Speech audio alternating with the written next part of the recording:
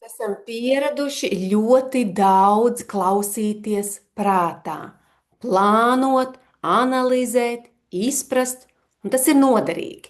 Bet ķermenis runā citā valodā.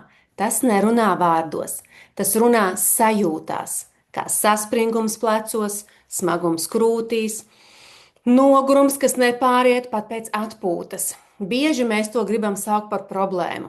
Reizēm mēs meklējam tādu diagnozi, bet patiesībā tas ir vēstījums no tava paša ķermeņa. Šajā video es aicinu tevi paskatīties uz ķermeni, nevis uz kaut ko, kura dažādas izpausmes traucē, bet kā uz ceļvedi, kas rāda, kur tu šobrīd esi un kas tev patiesībā ir nepieciešams. Un ja tu kādreiz esi jutis, ka ar tevi viss ir kārtībā, bet iekšē ir nemieris, kaut kur saspringums, spriedze vai pat tukšums, iespējams ķermenis runā jau sen. Bet ko īsti nozīmē teiciens ķermenis runā? Vai tas ir tikai metaforiski, vai tas ir ļoti konkrēti? Šodien es tev gribu parādīt, kā ķermenis ar mums sazinās un kāpēc to ir svarīgi sadzirdēt. Es esmu Baiba Auziņa, pavadone somatiskās transformācijas ceļā. Es strādāju ar cilvēkiem, kuri vēlas atgriezties pie sevis nevis caur prātu, bet caur ķermeni, sajūtot vairāk viegluma, mierīguma ikdienā un atjaunot stabilu, drošu iekšējo sajūtu. Somatiskā pieeja, ar kuru es strādāju, balstās pieņemšanā, nevis labošanā. Tā ļauj pārmaiņām notikt dabiski, pakāpeniski caur ķermeni, bez piespiešanas, bez sajūtas, kad ar tevi kaut kas nav kārtībā. Bet atpakaļ pie tēmas. Mūsdienu neirozinātne un psiholoģija ļoti skaidri parāda, ķermenis ir informācijas sistēma, kas nepārtraukti komunicē ar smadzenēm. Patiesībā lielākā daļa informācijas plūsmas notiek no ķermeņa uz smadzenēm. Ja, no tā ķermeņa uz smadzenēm tiek padots signāls, nevis otrādi, ka pirmais ir prāts un pēc tam ir ķermenis. Tātad jautājums šeit vispār vairs pazūd, vai ķermenis runā.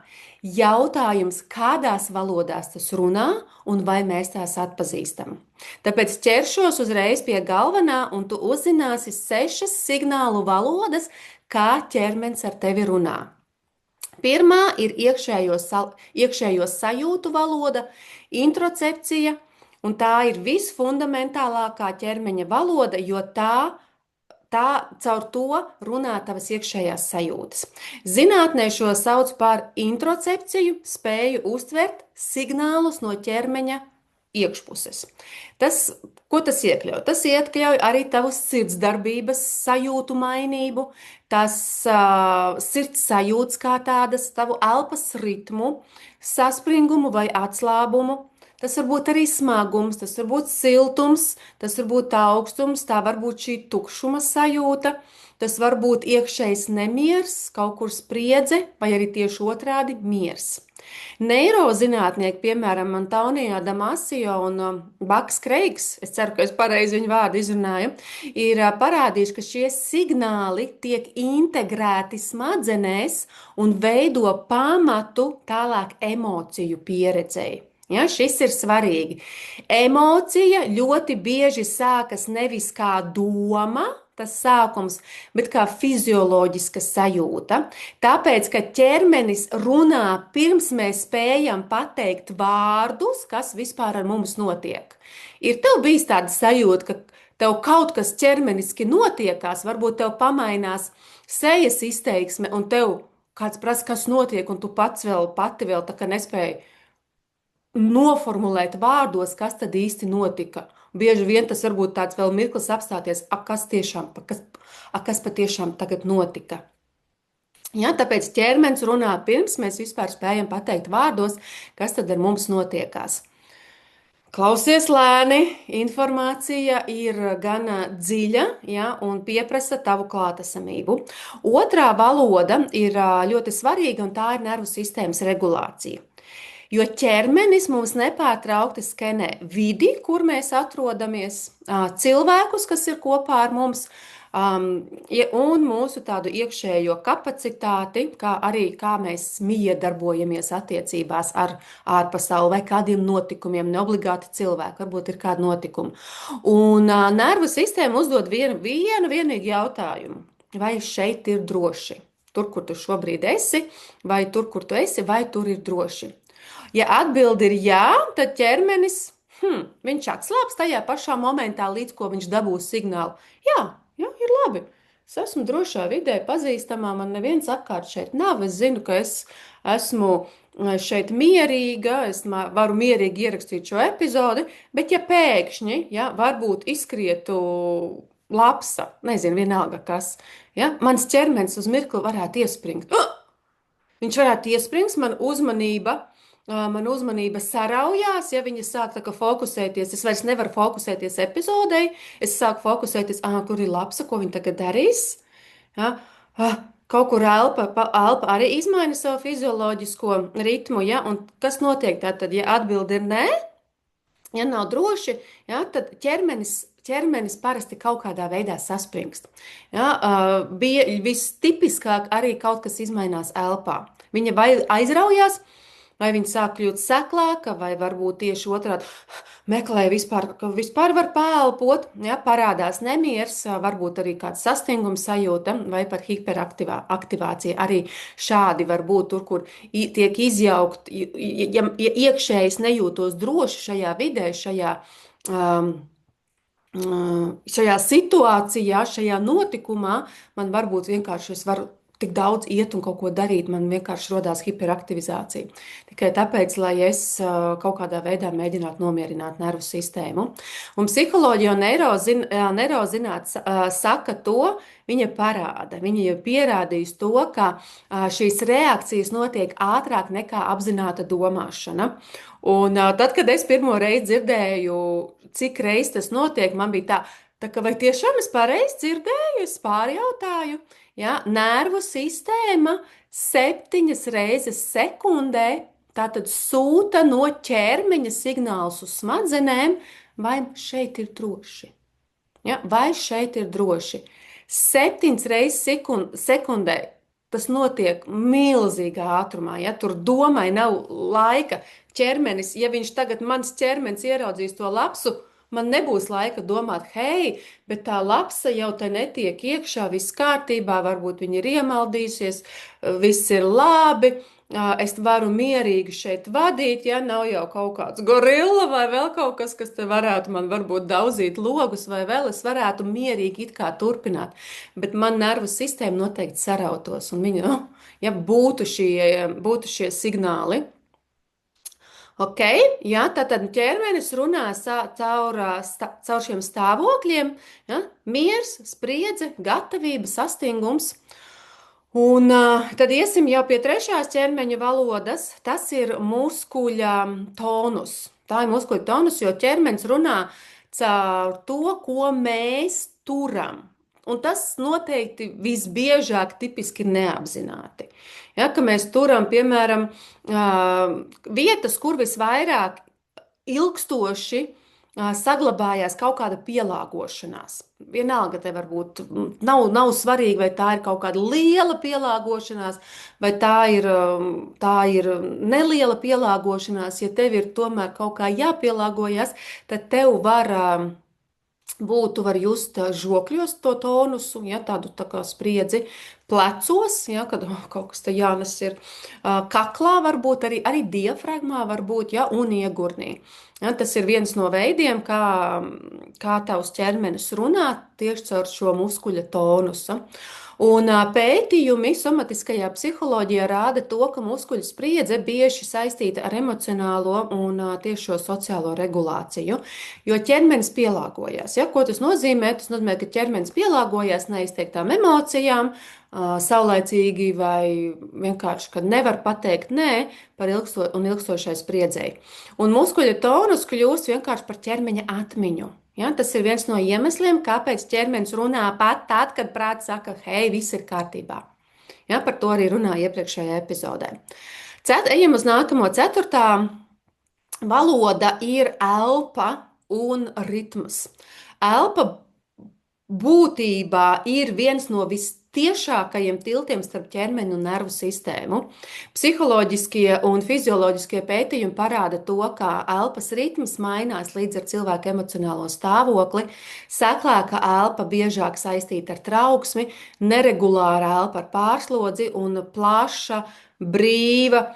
Varbūt to es dzirdēju, kad cilvēks pilnīgi izlaiž ar skaņu šo izelpu, tā ir ar drošību saistīta. Tie ir droši. Ķermenis caur elpu ārkārtīgi precīzi parāda, kādā režīmā tas šobrīd atrodas. Atceros pati sevi, kad sāku strādāt kā elpošanas pasniedzēja, un ka man skolotājs teica, ka elpa parādīs visu. Un man bija tā interesanti, ko par mani padomāja tad, kad es gāju uz elpošanas sesijām. Bet tā ir, atliek 2 minūtes, tas cilvēks pelpo, un es jau saprotu, kurā vietā viņš ir, jo ķermenis runā. Un to nevar noslēpt, to nevar nekādi noslēpt. Jā, tāpēc bieži vien pietiek, ja mēs vairāk izglītojamies par šo tēmu, par elpošanu, kā piemēram, jo biežāk mēs pamanām to, kā mēs elpojam, mēs sākam saprast to, ko ķermenis saka. Ja? Ejam uz nākošo valodu, tā ir jā, nē valoda, intuīcijas valoda, un jā, vieglāk to būs nosaukt par intuīciju. Neiropsiholoģijā viņa vēl apraksta kā somatiskos marķierus. Tās ir ķermenis, kas ir marķieris? Marķieris ir ķermeniska reakcija, kas palīdz pieņemt lēmumu. Es ticu, ka tev arī tā ir bijis. Pirms prāts izdomā argumentus vai sāk analizēt, ķermenis jau var signalizēt. Viņš var jau signalizēt, tu, piemēram, kaut ko dzirdi, un tad ir tādas sirds sajūtas, tur viss wow, ja? Vai tev tieši otrādi ir tāds augstums to visu klausoties, vai arī siltums. Tev, piemēram, kāds paprasa, gribi, ejam uz, es izdomāšu piemēru, ejam uz koncertu, ja? Nosauc kaut kādu koncertu, un ja tev ir, piemēram, tāpat kā man nepatīk skaļas vietas, bet tas ir kaut kāds koncerts, kur ir daudz vietas, man būs tā uzreiz tā, ka savilksies. Es savilkšos, ja man tā kā, un tas ir kā tā ir tā ķermeņa valoda, kas tā kā saka, neved mani tur, man tur nevajag, ja, tā ir nevajag. Vienalga, cik tas ir populārs mākslinieks, pat ja viņš uzstājās, nezinu, blakus kaimiņa pagalmā, ja tu tur negribi būt, un ķermenis to pateiks. Ja, tas, es ticu, ka šitas ir bijis, ja, vai nu tieši tāds, vai nu tieši ir vieglums, jā, kaut kāds, vai nu ir pretestība, bērns, kaut kas tur nav, jā, kaut kas tur nav. Man pašai šādi ir bijis, ka man ķermenis ir, es ilgu laiku mocījos ar migrēnu.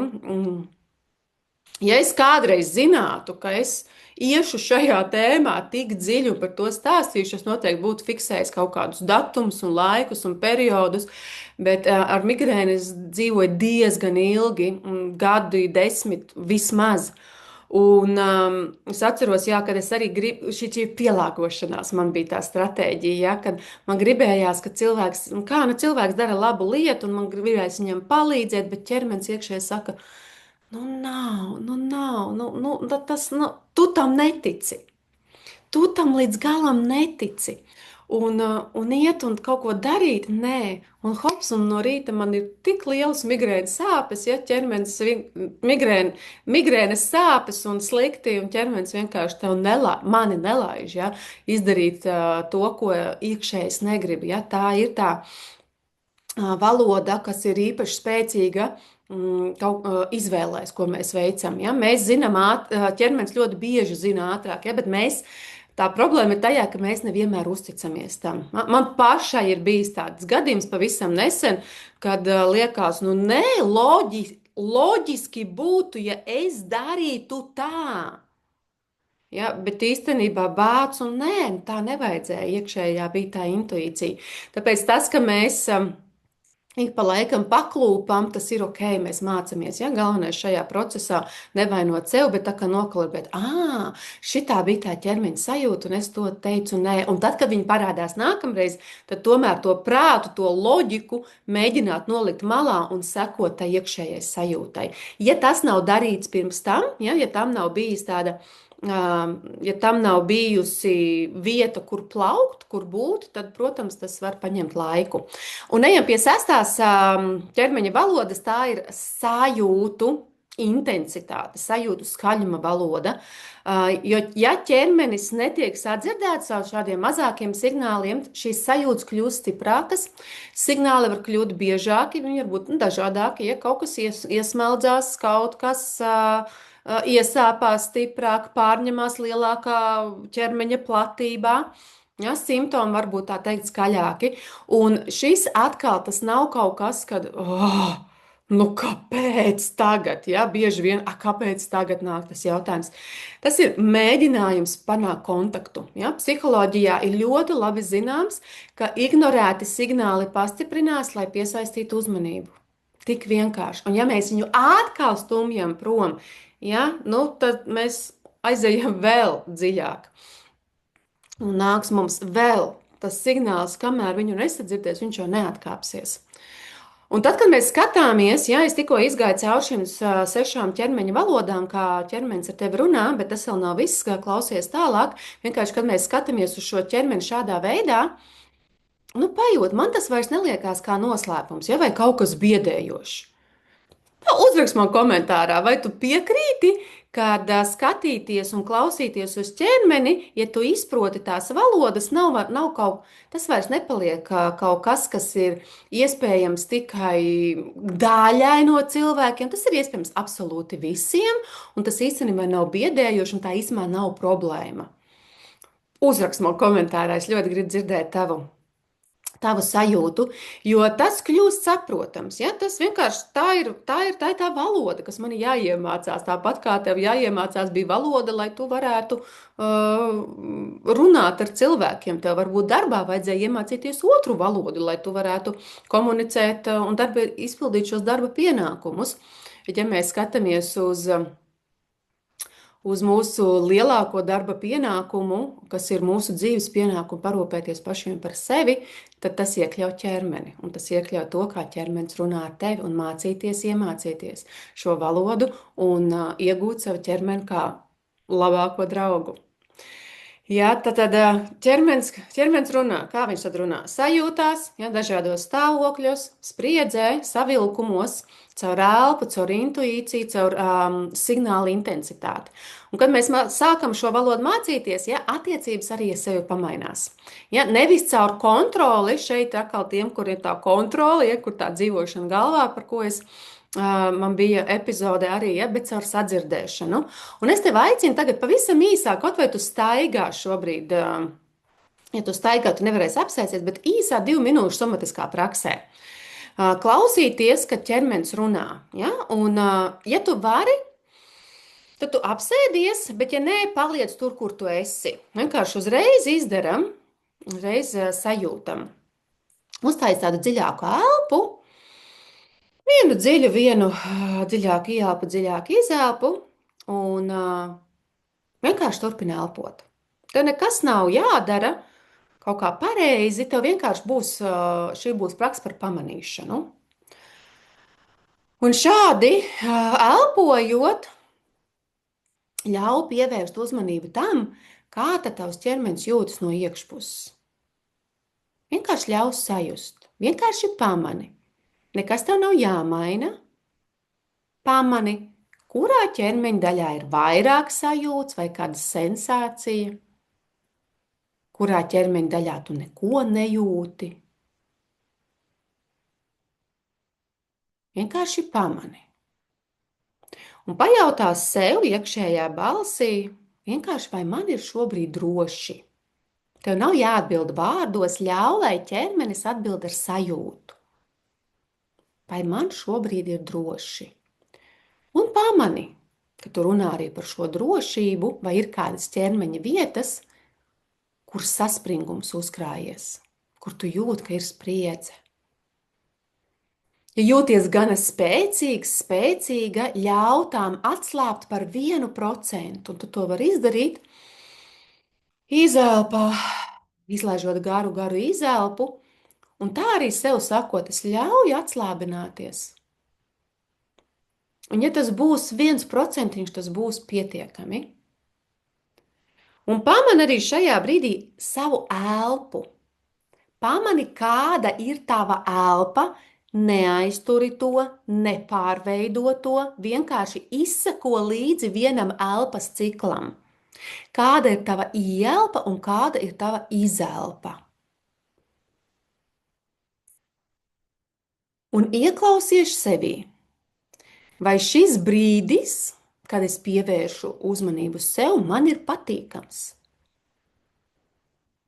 Un pamani, kā ķermenis reaģē uz to, ka tu palēlini tempu. Ievēro, pamani, vai ir kāda sajūta, kas kļūst skaļāka, varbūt arī klusāka. Caur uzticēšanos, ka ķermenis pats parāda, cik daudz uzmanības tam vajag tieši šobrīd.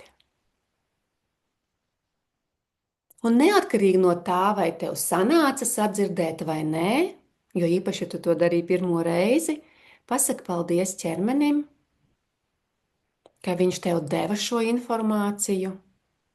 Varbūt tu viņu nesajūti, bet viņš centās. Varbūt viņam vēl nav droši.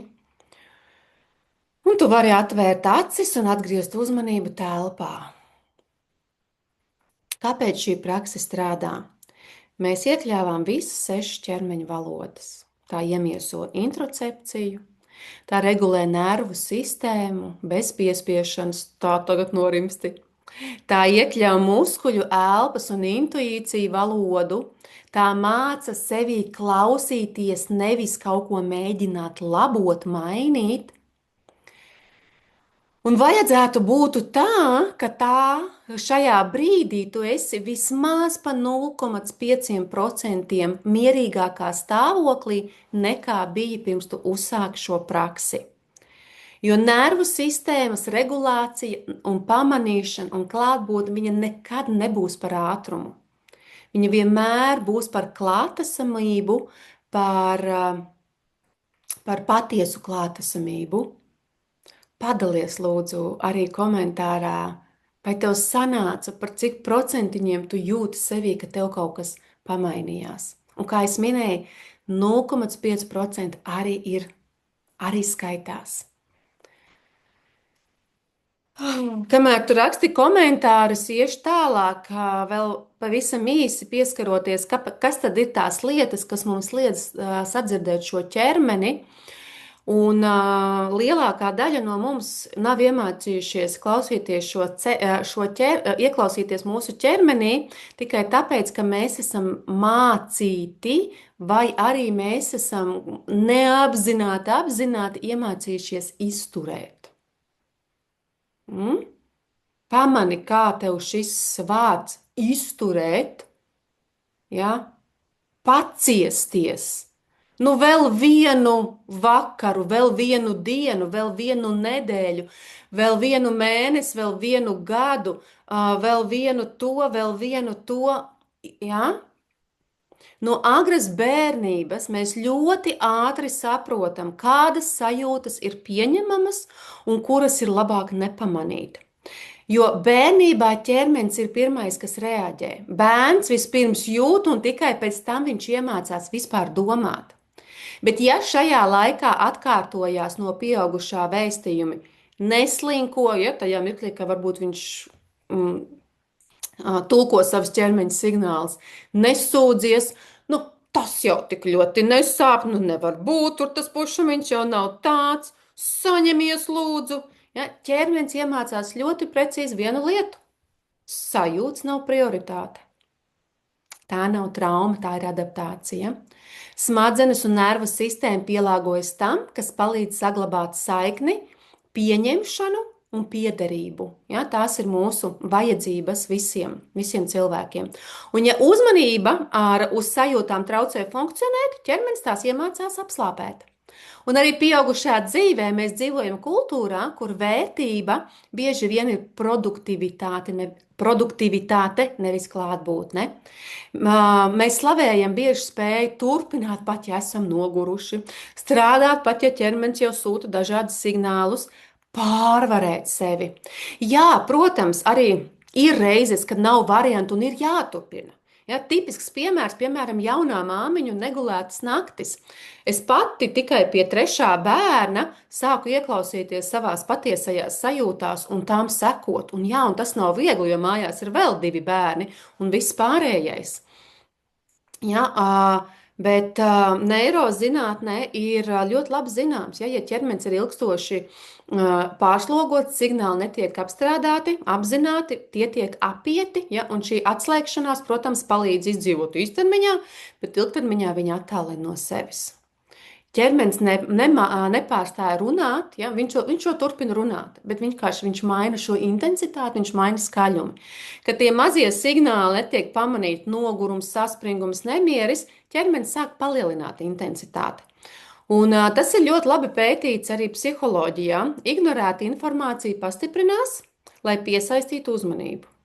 Tāpēc simptoms bieži vien parādās nevis uzreiz, bet tad, kad vienkārši ķermenis vairs neredz citu ceļu. Ja, piemēram, tas notikums ir bijis jau tur ilgstoši un uz viņa tiek vēl un vēl tā kā būvēts virsū, ķermenis vienkārši neredz citu ceļu. Simptoms bieži ir pēdējais mēģinājums tikt sadzirdētam. Un, ko es domāju, simptoms visbiežāk būs vai nu dažāda veida sāpes, vai arī pat slimība. Un ko nozīmē tad klausīties vispār šajā ķermenī? Ja, tas nenozīmē, ka es tagad pilnīgi atklāšu visu savu sajūtu buķeti. Klausīties ķermenī, drošība būs pirmajā vietā, un drošība nozīmē lēnumu. Ķermenis mainās lēnāk nekā prāts, un tas ir labi. Nervu sistēma uzticas nevis vārdos teiktajam, bet tam, cik lēni un paredzami viss notiek. Tāpēc tāda droša ķermeņa klausīšanās sāksies ar īsiem brīžiem, ar tik īsu uzmanības apjomu, kā es tikko tevi izvedu 2 minūšu īsai praksē, varbūt pat 3 man tur sanāca, par iespēju apstāties jebkurā brīdī. Ja? Šajā brīdī vienkārši apstāties un sajust sevi. Ja būs par daudz, tas nav progress, tas ir signāls samazināt intensitāti. 2 gadus atpakaļ man bija viens kurs vasarā apzinātas dzīves radīšanas akadēmija. Un pirmais uzdevums pirmā nedēļā, manuprāt, tā bija pirmā nedēļa, kad es arī aicināju pat ielikt reminderus telefonā un uz mirkli apstāties, jo ja mēs gribam apzināti radīt, ja nevis mēs radām 24/7, ja, mums nevajag tāpēc apsēsties un tagad es radīšu savu realitāti. Nē, mēs to darām nepārtraukti. Jautājums ir tas, vai tu radi apzināti un vai tu radi to, ko tu vēlies. Un man bija šis uzdevums, jā, ik pa laikam iečakoties savā sajūtās, un es joprojām atceros vienu dalībnieci, kas teica, ka viņai bail. Bail ir sadzirdēt sevi, bail saklaut, bail, ka tur ir kaut kāda sajūta un nav jau mācīts. Ja? Tas jau nav par to, ka ar to ķermeni kaut kas nepareizi, ar to sievieti ir kaut kas nepareizi. Nē, vienkārši šim lauciņam nav bijusi par šo izglītošanās, un tāpēc tas liekas bailīgi. Tāpēc liekas, jā, kā es tur sajūtu, un to es sajūtu, un to es sajūtu. Ja, tāpēc tā droša klausīšanās pietiks ar īsiem mirkļiem, arī kaut vai pieceļoties. Reāli saprast, kā es tagad jūtos. Ja? Vai es esmu drošībā? Kāda ir mana elpa? Vai kaut kur ķermenī ir kāds saspringums? Ja? Tikai novērot, tas varbūt pats pirmais solīts, ja tu šajā esi pavisam tikko iekšā. Ja, droša pieeja vienmēr tev iedos atpakaļ kontroli. Un ko es ar to domāju? Ja? Tas nozīmē, ka ka tu savās pamanīšanas notikumos, tu jebkurā mirklī vari pārtraukt. Man ir pa daudz, viss, es pārtraucu. Ja es eju gulēt un es pamanu bāc, man ir vispār neērta poza, varbūt kādā es guļu, bet es tur esmu ieradusi gulēt tajā pozā. Es varu pamainīt pozu. Man nav tā kā jāsaspringst. Ja varbūt man ir kaut kāda bērnības pieredze, jābūt klusai, tur nekustēties, Ja, es kā piemēru, tur kaut kas, un es vienkārši nevaru pamainīt to pozu, bet pagaidi, nē, nu tagad ir droši, es esmu pieaugusi, gulta man ir liela, es varu īstenībā pagriezties uz otriem sāniem vai whatever kādu citu pozu. Ja, un ka tu vari palikt tā tāda, ja drošā pieeja, tu vari palikt tikai ar to, kas tev šķiet mm, negribētu man te vārdu teikt izturams, kas tev ir pieļaujams. Ja? Kas tev ir pieļaujams. Jo atkal ielikšu psiholoģiju nedaudz iekšā. Ja, no pētījumiem, ka šī kontroles sajūta ir viens no spēcīgākajiem drošības faktoriem nervu sistēmā. Un nevis kontrolēt, kā mans ķermenis justies, bet par to, ka es dodu to atdodu kontroles pulti savam ķermenim, ka es viņam saku, ok, ja tev ir, tu tagad gribi atslābt, vai tu tagad negribi iet tālāk, tas ir ok, tā nedarīt, ja? Vai atkal otrādi tā darīt. Ja, ja ķermenim iedod šo izvēli, iet, neiet, ja? Darīt, nedarīt, viņš var sākt atslābt. Šī ir tā kontrole, par ko es runāju. Ja? Ka mēs viņam iedodam, ka viņa paliek nevis. Jā, es tur tā kā ar spriedzi eju iekšā sevī, tūlīt kaut ko gribu sajust. Jau tur vajag sajust, tas man aizvedīs uz patiesu brīvību un tā tālāk un tā tālāk. Viņš jau sāk pārspīlēt. Jo drošībā vienmēr ir atbalsts, ja drošībā vienmēr būs tā orientācija telpā, kur es atrodos, tur ir droši, un arī ir šī sajūta, ka es neesmu viens. Ja, tas drošībai ļoti, ļoti svarīgi. Un tā var būt terapeitiska telpa, ja tas var būt kāds grupas process, kurā tu to visu veids, ja kā piemēram man bija šis grupas projekts, tā var būt vadīta prakse, ja kāds vada, bet tā var būt ļoti apzināta, ja strukturēta arī pašprakse. Man arī ir atsevišķi viena pašprakse, kur cilvēks spēja elementāriem manā pavadībā sadzirdēt sevi, sadzirdēt savus ķermeņa signālus. Jā, es laikam varētu viņu arī ielikt iekšā šeit pat no detaļās, bet viņi ir iekšā, starp citu, jaunajā somatikas kursā, kā bonusiņš. Ja, ķermenis regulējās, viņš regulējās, kas ir vēl svarīgi, viņš regulējās attiecībās, ja, nevis izolācijā. Tas nozīmē, ka tev ir vajadzīgi, lai tu varētu regulēt savu nervu sistēmu, tev ir vajadzīgs otra cilvēka regulēta nervu sistēma.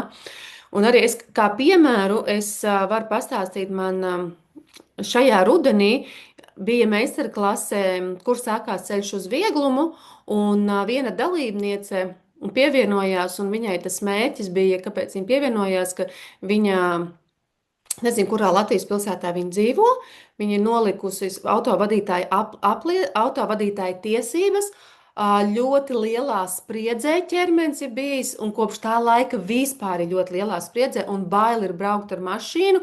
Es tagad samelošu, vai tas ir arī savā pilsētā, bet noteikti, kad uz lielāku pilsētu ir bail braukt.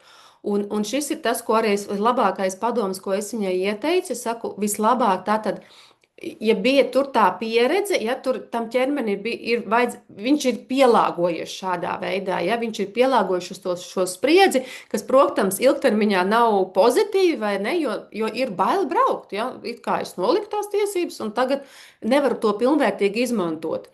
Un tas, ko es ieteicu, es saku, ka pāris nodarbības kopā ar instruktoru, ar kuru tu jūties labi. Ja? Es nezinu detaļas vispār neko vairāk, bet iespējams tur varbūt nav bijis atsaucīgs instruktors, pie kura šī sieviete ir mācījusies. Es personīgi zinu vienu sievieti, kura ir kā atbalsts instruktors, un viņa arī gāja, starp citu, uz šo profesiju tikai tāpēc, ka viņa gribēja iedot to drošību, kad tu vari iemācīties, un tev sanāks, un tev izdosies, un kas strādā tieši ar to arī iekšējo stāvokli. Un šī ir tā koregulācija. Ja? Es viena pati šeit sēžot un meditējot un domājot, bāc, nu nē, es droši braukšu pa to ielu, nu nē. man vajag, ja man ir tāda spriedze, ja tas noteikti tā meditācija var palīdzēt, ja, var palīdzēt, bet ja man tur ir apakšā spriedze, ja, tad man vajag iegūt to otru nervu sistēmu koregulāciju. Kas tāpat kā, piemēram, tad, kad bērnam ir reakcija, ja viņš varbūt raud, viņš ir dusmīgs, kas ir labākais, ko var darīt? Būt blakus un elpot. Viss. Ja, jo viņš tur jau tajā mirklī noslēdzās loģiskā domāšana, tur ķermenis aiziet pavisam citā sistēmā un tur tikai uz izdzīvošanu. Un ķermenis sāk regulēties tikai tajā brīdī, kad tur blakām ir tātad vēl viens ķermenis, kurš tajā mirklī ir noregulēts. Ja? Šis ir par to regulāciju. Un vēl viena lieta, ko es gribu pieminēt, ka daudz domā, ka klausīties ķermeni nozīmē visu. Ja? Patiesībā no sākuma mums jāiemācās tikai stabilizēt, ja? Regulēt un atgriezties līdzsvarā. Un tikai tad, kad ķermenis jutīsies droši, ja? Pietiekami droši, viņš pats parādīs, ko viņš var atklāt. Jo mēs neejam, tu neej pie sajūtām. Ja, šajā ceļojumā tu neej pie sajūtām, sajūtas nāk pie tevis. Ķermenis ļoti precīzi sajutīs tavu attieksmi. Ja tu tagad, ko es minēju, ja tava klausīšanās notiks ar spriedzi, man vajag sajust, man apnicis jau tur, es zinu, ka man tur kaut kas iekšā, es gribu. Ķermenis aizvērsies ciet. Ja klausīšanās notiek ar atvērtību, ar laipnību, es drīkstu just tik, cik es šobrīd varu just. Ja, man nav gaidas, ka man ir jājūt kaut ko vairāk. Tas ir pagājušā nedēļā man bija privātā somatikas sesija, un arī bija sieviete, kas ļoti gribēja just, un mēs gājām, jā, tur long story short, viņa juta vienu konkrētu ķermeņa daļu, bet, jā, un te ir tas patērns, kas atkārt, bet es jau tikai to daļu jūtu. Nevajag jau visu, ko tev tā daļa bija tajā mirklī svarīga, un tas ir par to, ka šis ir tas, ko īstenībā tu vari šobrīd just. Tik tu vari just, un tur ir daudz atbildes. Ja mēs nonācam pie amazing, dziļām atbildēm, kas viņai šobrīd palīdz iet šo dzīvi daudz mierīgāk un stabilāk uz priekšu. Ja, tas nav man jājūt visu. Un ar spriedzi. Es drīkstu just tik, cik es varu, tik, cik mans ķermenis ir gatavs, es uzticos ķermeņa inteliģencei. Un šī attieksme ir viens no spēcīgākajiem un dziedinošākajiem faktoriem. Ja gadījumā tu jūti, ka ķermenis jau ar tevi runā, iespējams, šis ir laiks, kurā tu vari iemācīties to dzirdēt drošā telpā. Visticamāk, tev šo video vajadzēs noklausīties atkārtot, iespējams, vairākas reizes. Man personīgi vajadzēja gana ilgu laiku, lai izprastu to, par ko es šodien ar jums runāju. Brīžiem bija tādi brīži, kad es izmisīgi meklēju kādu skolotāju, kas izskaidrot, bet velti man vienkārši nedēļ. Es nezinu, man kāds bloķēja šo informāciju vai kā, un man nekas cits neatlika, kā iet mācīties caur pieredzi gadiem ilgi, lai šodien es varētu par to runāt brīvi, un šodien, protams, es esmu ārkārtīgi pateicīga par visu to, kā es to esmu iemācījusies, kā mēs esmu izgājis cauri, jo es to varu izskaidrot praktiski, nevis teorētiski. Un ja tu jūti, ka tev šī pieeja rezonē, es tevi aicinu pievienoties 6 nedēļu online somatiskās transformācijas kursam. Tas nav nekāds motivācijas kurs, tā nav terapija. Tas ir tā ir strukturēta, droša pieeja nervu sistēmas regulācijai, un kursa sākums jau ir pavisam drīz 10. janvāris, gada sākums. Kā būtu, ja tu gadu iesāktu ar to, kad tu iemācītos un tu ļautu tam ķermenim parādīt, kā tas ir justies brīvam. Un gaidot dalībniekus, es sagatavoju vēl vienu bonusu nedēļu, kas ir nedēļu pirms. Mēs sākam tātad 3. janvārī, mēs sāksim ar nonulēšanos nedēļu, un tāpēc tev ir izdevīgāk pievienoties jau tagad, lai mēs sākam gan ar nonulēšanās nedēļu, gan tev gaida jau kolosāli un ļoti vērtīgi bonusu. Informācijas tu atradīsi zem šī video. Paldies tev liels, ka tu biji kopā ar mani. Es ceru, ka tev bija noderīgs šis video, tev patika, un tev patika tikpat ļoti, kā man patika to priekš tevis gatavot. Es tev lūdzu, ja tu neesi abonējis manu kanālu, lūdzu abonē, ieliec laiku, ja tev patikās, ja tev bija noderīgi, dalies ar šo video tam, kam tas bija, kam tu zini, kam šis būtu ļoti vērtīgi dzirdēt, un uzraksti komentāru par praksi, vai tu piekrīti vai nepiekrīti, vai kas ir atkal tā lieta, kurā tu gribētu ieiet dziļāk, un iespējams es izveidošu jaunu epizodi. Uz tikšanos jau pavisam drīz nākošajā epizodē.